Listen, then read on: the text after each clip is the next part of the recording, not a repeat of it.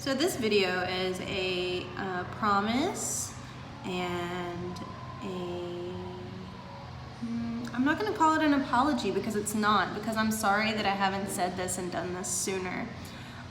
There was a post on Facebook yesterday. There was a picture of a pantry that was very poorly stocked with, I'm not going to use any name brands, but it had a lot of prepackaged cookies, crackers, candies, gummy snacks, processed, sugary, salty, bad for you foods. And it said, what is the first thing that comes to your mind when you see this image? And the first thing that came to my mind was diabetes, and I wrote it. I just typed it. I didn't even see who posted the thread, and it offended who posted it after I realized who it was. And then I realized they immediately deleted what I said. I also remembered that they have a type 1 diabetic child. And I have a grandfather that's dying from diabetes. Diabetes affects a lot of families. It affects a lot of people. But there's a means and a way of preventing it and making it better. So anyway, part of me felt so bad for having said it, and then the other part of me said, no, there's absolutely no reason to feel sorry for what you said. And just as if I was to see a photo of a refrigerator stocked with really bad high-fat foods, the first thing that would come to my mind would be bad high cholesterol. If I saw a picture of a person that was like 60 years old working over a desk that wasn't situated properly for their posture, the first thing that would come to my mind is kyphosis. If I saw a picture of a bunch of vegan food and a tie-dyed t-shirt, I would think vegetarian hippie, because that's what I would think. Because those are generalized, very obvious things.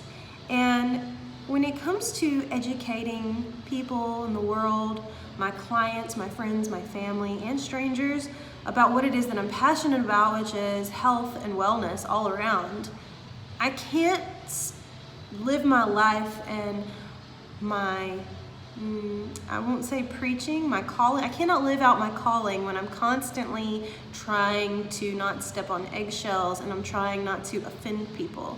We don't learn by being, sheltered and by always being told what we want to hear. We learn from being told the truth. We learn from bad situations. We learn from educated people. And if I am so passionate about stopping the trends of diseases like diabetes and obesity and congestive heart failure and edema and neuropathy, the list goes on and on. If it is in my heart to change people's lives, it must then be in my heart to be so honest that I risk hurting people's feelings, as long as I'm being honest, as long as there's scientific backing behind it. It's a fact. My eyes are brown and sometimes green. It is a fact that if you raise your children eating terrible food, high in sugar, high in fructose corn syrup, and you let them eat carryouts, takeaways, and everything from a box, and you never cook real food like raw vegetables and meat that's not been processed, you are setting your child up to be a diabetic. You are setting them up for failure. I made a comment that was something to the extent of, abortion is a very sensitive subject, but what's the difference in having an abortion and feeding your children food that's inevitably going to kill them anyway?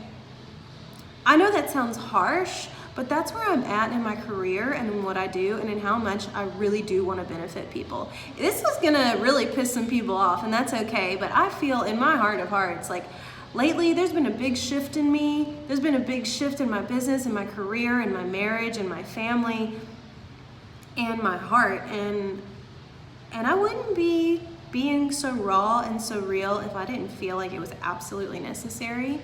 And I'm just gonna turn this magic all the way up, and I'm just gonna start being that honest, that forward, and that helpful.